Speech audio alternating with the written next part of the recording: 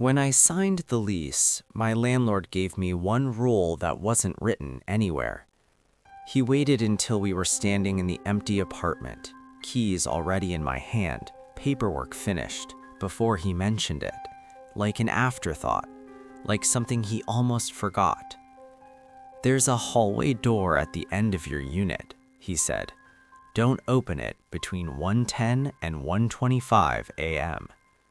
He set the time window very clearly.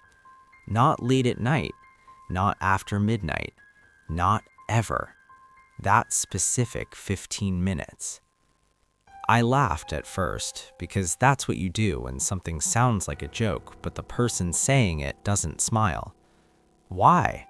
I asked. He shrugged. Too casual, too rehearsed. "Maintenance issues," he said. "Old building, pressure changes." I asked him why I couldn't just keep it locked. "It doesn't lock from your side," he replied. "Just don't open it." I needed the apartment. My previous place had been sold out from under me. I had 2 weeks to move, no savings cushion, and a job that tied me to the area. This unit was cheap, clean enough, and available immediately. A rule about a door felt manageable. I told myself I wouldn't even think about it. The hallway door is easy to ignore. It sits at the end of a narrow corridor past the bathroom and bedroom, painted the same off-white as the walls. No handle, just a recessed grip. It looks more like a service access than a real doorway. During the day, it feels like part of the wall. At night, it doesn't. The first week, nothing happened. I stayed up late a few times, mostly scrolling on my phone or watching shows with the volume low. I checked the time out of curiosity more than concern.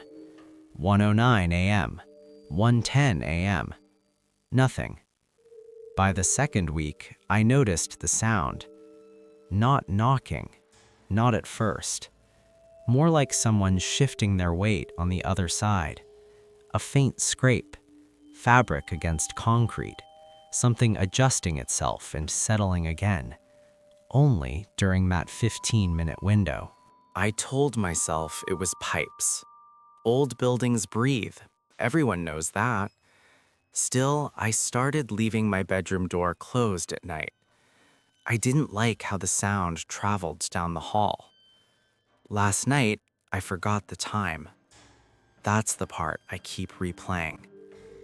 I'd fallen asleep on the couch with the TV on, some low-budget movie playing softly in the background. When I woke up, the apartment was quiet in that heavy way that only happens after midnight. I checked my phone. 1:12 a.m. That's when I heard the knock. It came from the hallway door. 3 taps, slow, measured. Not loud, not urgent, like someone who knew I was awake. I sat up, heart thudding, listening. Another knock. Then a voice, muffled by the door, but close, too close. "Hey," it said gently. "Why are you ignoring me?" I didn't answer. My mouth was dry. My body felt heavy, like I'd sunk into the couch cushions and couldn't get up even if I wanted to. "I know you're there," the voice continued. "You walk past me every night." The hallway light flicked on by itself. I watched the glow stretch down the corridor until it stopped at the door. Something pressed against it from the other side. Not hard, not trying to force it open, just enough to bow the door inward. "You didn't used to ignore me," the voice said, sounding almost hurt. "The others at least checked." I don't know who the others are. I don't know what checking means. All I know is that at 1:25 a.m. exactly, the pressure on the door released. The hallway light turned off, and the apartment felt normal again. This morning, there are faint marks on the hallway door. Fingerprints. On my side. And tonight, it'll be 1:10 again, whether I'm ready or not. I didn't sleep after that. I sat on the couch with every light on, staring down the hallway like it might move when I wasn't looking. The door looked the same as it always had. Flat, quiet, harmless. If it weren't for the faint smudges near the recessed grip, I might have convinced myself I imagined the whole thing. I wiped those fingerprints away before sunrise. They came back. Not all at once, just one appearing near the edge of the door around noon, like condensation that shouldn't exist in a dry apartment. By evening, there were 3, all at different heights, none of them mine. I texted my landlord. I kept it vague, said the hallway door was making noise at night, asked if anyone had been doing maintenance. He didn't reply for hours. When he finally did, it was one sentence: "Please don't interact with it." That word stuck with me. Not open, not touch, interact. That night, I set an alarm for 1:05 a.m. I told myself I just wanted to be prepared. If I was awake, alert, it wouldn't catch me off guard again. That was the logic I clung to. At 1:07, the apartment felt different. Not colder, not darker, just quieter. Like sound itself was being dampened. The refrigerator hum faded. The faint city noise outside disappeared.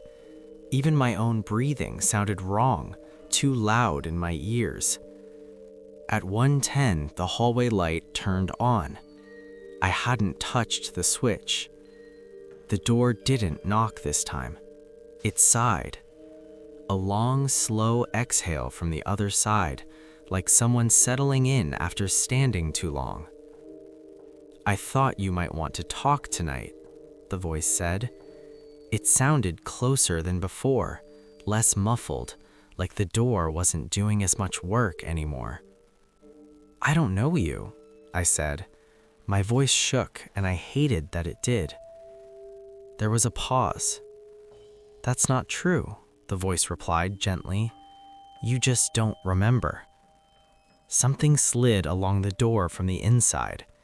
Nails, maybe, or fingertips. It traced a slow line from top to bottom, stopping right where the recessed grip was. "You always stood here. Same spot, same time. You'd open it just a little. Never all the way." My chest felt tight. "I've never opened that door," I said. The voice chuckled softly, not mocking, familiar. "That's what you started telling yourself." At 1:14, the door handle shifted, not turning, just settling, like it was being tested for weight. "I don't want to come in," the voice said. "I want you to come back." The hallway seemed longer now. The light didn't reach the living room anymore. It stopped halfway down, leaving the space beyond swallowed in shadow. I stayed where I was. "I can hear your heart," the voice added. "You always got nervous at this part." I checked my phone without looking away from the door. 1:18 a.m. The knocking started again, faster this time. Not angry, impatient. "Why are you pretending you don't know what happens next?" the voice asked. The pressure against the door increased. Not enough to break it, enough to remind me it could. At exactly 1:25, everything stopped. The light shut off. The hallway returned to normal length. The silence broke, sound rushing back in all at once, like air filling a vacuum. I stayed frozen until my alarm buzzed again at 1:30, just to prove time was still moving. This morning, there's something new carved into the paint near the door. A shallow groove, like someone dragged a finger through wet plaster. It wasn't there yesterday. It spells my name. And underneath it, smaller, pressed so lightly it almost looks accidental, is a second set of letters. Next time, don't make me knock. I didn't go to work the next day. I called in sick and sat on the floor with my back against the bedroom door, listening to the apartment exist around me. Every sound felt intentional. Pipes clicking, a neighbor closing a door, footsteps in the hall outside that stopped too close to mine. I kept checking the hallway door. The carving was still there. My name, clean, careful, like it had been written by someone who didn't want to damage the door any more than necessary. I tried covering it. Tape peeled off on its own. A towel slipped down after a few minutes. When I pushed a bookshelf in front of the door, I heard something shift on the other side, adjusting to the added weight. At noon, my landlord knocked. I didn't answer at first. I just watched his shadow through the peephole as it leaned in, then back. When I finally opened the door, he didn't step inside. He didn't even look past me. "You didn't open it, did you?" he asked.